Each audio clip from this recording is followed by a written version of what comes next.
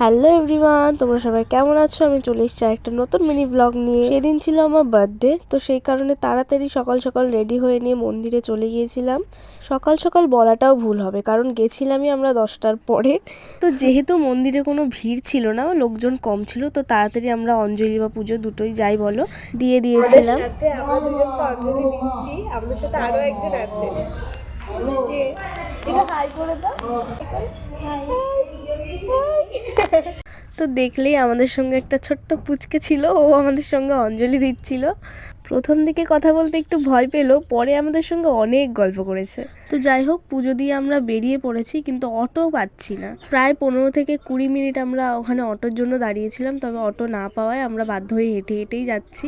ও তোমাদের বলতে তো ভুলেই গেছি, এখন আমরা বাড়িতে যাব না, এখন যাব আমরা সোজা কলেজে, ওখান থেকে বাড়ি যাব। পুজো দিয়ে এসে আর খুব খিদে পেয়েছে, দেখো না খেতে বসে গেছে। রাস্তায় দোকান দেখিনি, ক্যান্টিনে চলে এসেছি খেতে, খেয়ে দিয়ে তারপর উপরে যাবো।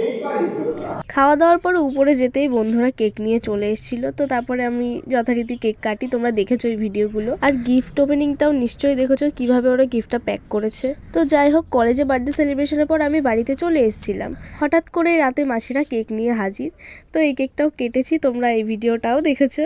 আর খাওয়া দাওয়ার ক্লিপটা নিতে আমি ভুলে গেছি। তো এইভাবেই আমি 2025-এর বার্থডেটা কাটালাম, আর তোমাদের সঙ্গেও শেয়ার করলাম, এটাই রয়ে যাবে স্মৃতি হয়ে।